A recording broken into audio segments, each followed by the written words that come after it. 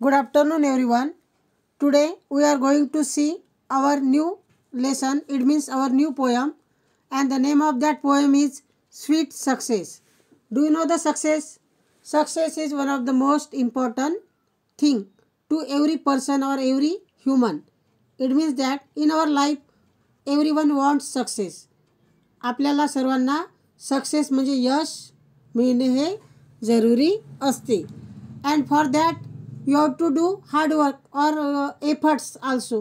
म्हणजे आपल्याला सक्सेस मिळण्यासाठी काय करावं लागतं तर हार्डवर्क, कठीण परिश्रम, ऑर आल्सो एफर्ट्स म्हणजे काय तर आपले प्रयत्न. And you have to do continuous effort. Without continuous effort success will not get properly. Understand. म्हणजेच काय, जर आपले एफर्ट प्रयत्न जर कंटिन्युअस नसले तर आपल्याला सक्सेस भेटणे हे इम्पॉसिबल आहे. So our poem is about a girl which is trying to learn the skill of skating. Do you know about the skating? Skating is a one type of skill. It means to run by a specific shoes on a icy land. म्हणजेच काय तर IC land, पूर्ण जो बर्फाळलेला प्रदेश आहे त्यावर skate करणे. म्हणजेच काय, जे स्पेसिफिक शूज असतात त्याने रन करणे म्हणजे त्याला स्केटिंग म्हणतो आपण. In our poem, what is the poem about? About the sweet success and the girl which is learning a skill of skating. आपल्या पोएममध्ये आपण एक स्केटिंग ही स्किल शिकणाऱ्या मुलीबद्दल पाहणार आहोत. आणि poet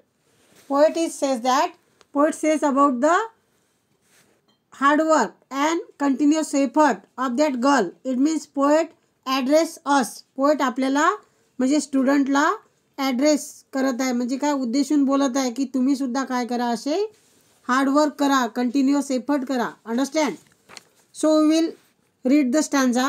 gliding swiftly across the frozen lake she skate with a grace.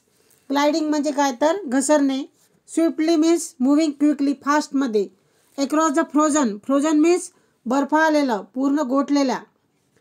Frozen lake means everywhere there is a ice, snow.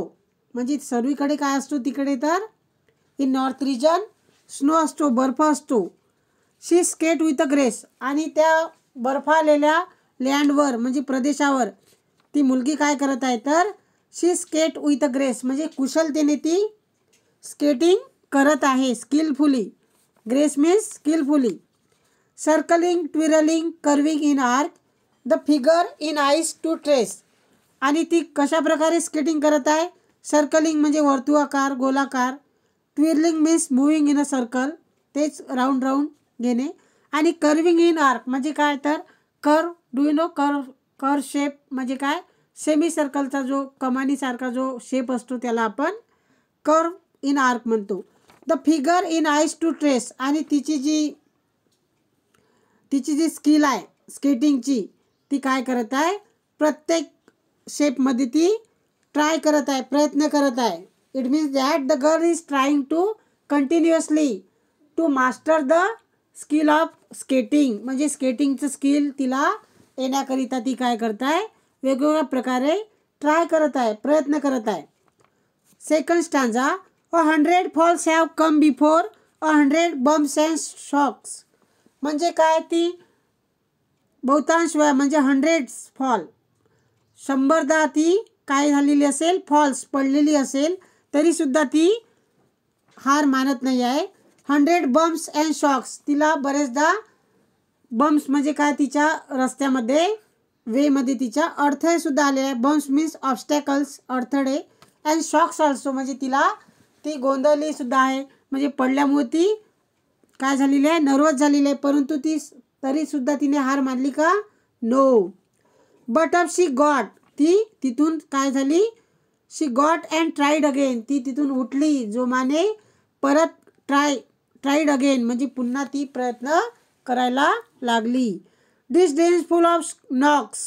म्हणजे नॉक्स means here difficulty. म्हणजे जे अडथळे आले तिच्या मार्गामध्ये त्याकडे तिने disdainful means showing no attention or regard to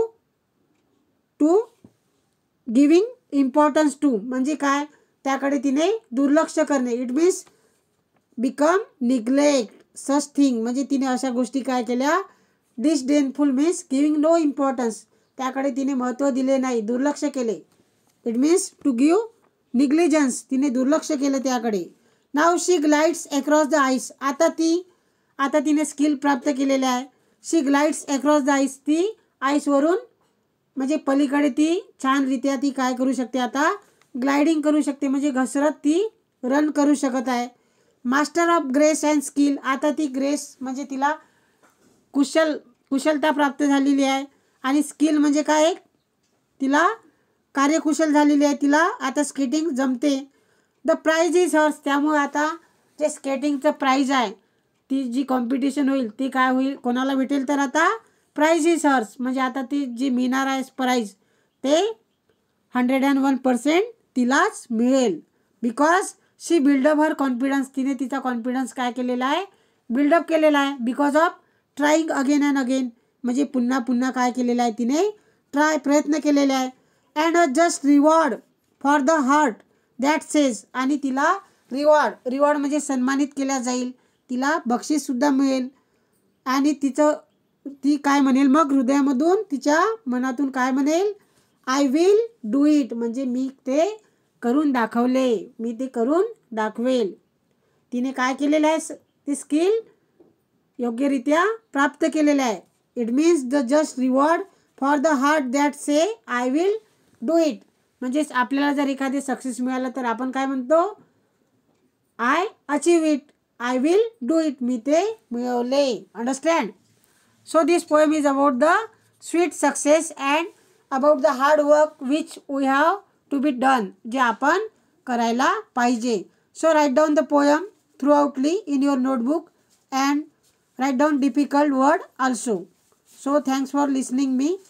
Thanks again.